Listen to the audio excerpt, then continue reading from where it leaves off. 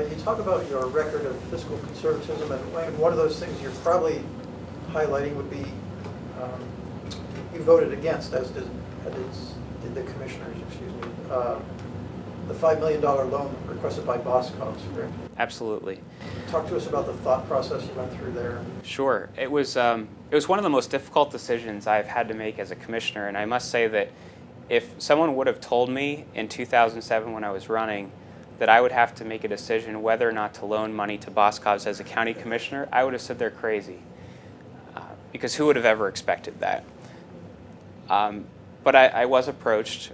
We were given a call from an individual from the governor's office first, and I immediately began to research it. And I think that the most important issue to realize here is I certainly respect the jobs that Boscov's is able to create. Every job's important. And it's nothing against the store. I shop there. My wife and I even had our wedding registry there when we got married.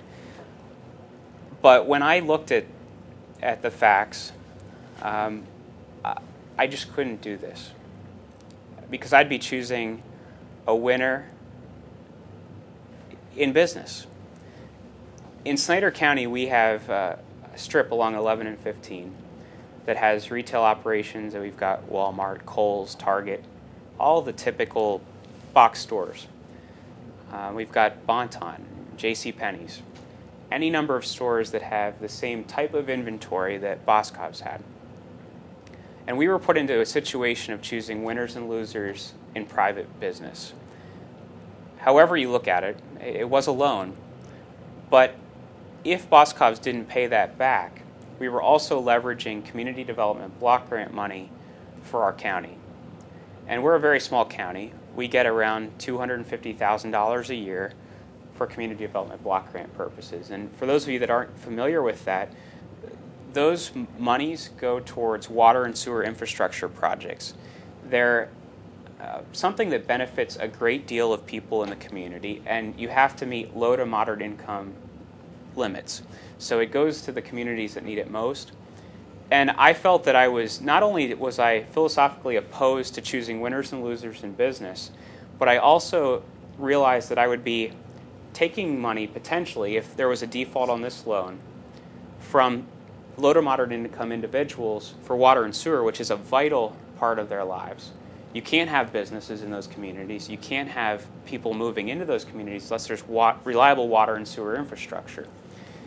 And if I were to leverage that money towards that project, that was a disservice to those folks that are my constituents. And I always make decisions thinking about the greatest good for the greatest number. We would have certainly given benefit to those employees at Boscov's. They would have known that their job was secure, at least for a few years. But all those people in those communities that may have potentially lost out on those services, that was a great concern for me.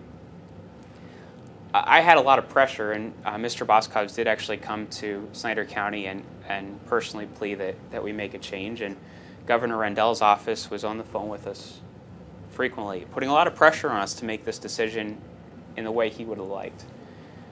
But we said no. Joe Kantz and I stood together. We said we would not support it. And the other thing, the governor kept saying, well, I'll promise with my guarantee that if there would be a default, I'd pay you back. The governor can't do that. There was no meat behind that promise. The legislative branch would have had to appropriate funds to do that, and there was no way that it would have worked out. The other thing I looked at closely is the dollar, how the job salaries there at Boscov's, the payoff of investing that amount of money for a certain amount of wages. And typically, I'm on the CEDACOG Board of Directors, and many of the programs with the Small Business Administration, it's about $14,000 per job created when they're investing their loans. In this case, it was closer to $35,000. It wasn't even meeting the tests for many of the Small Business Administration loans, and that's what very much concerned me.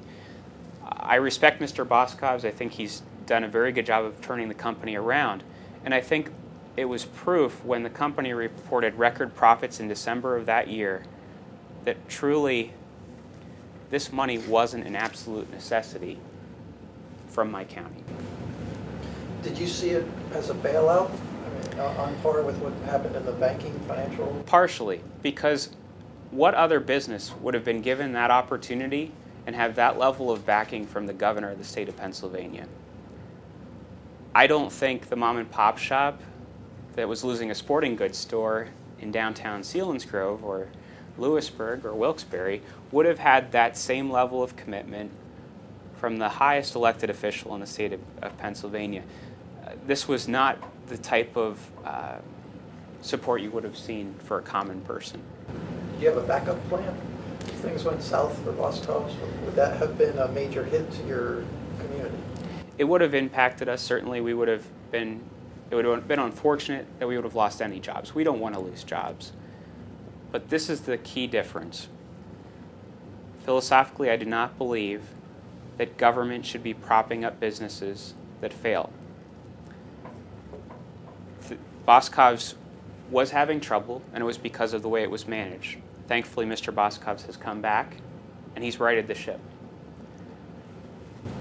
Is it still open now? Yes. Boscov, yeah. The other thing, Mr. Boscov's did guarantee to us that it would not close, regardless of our vote.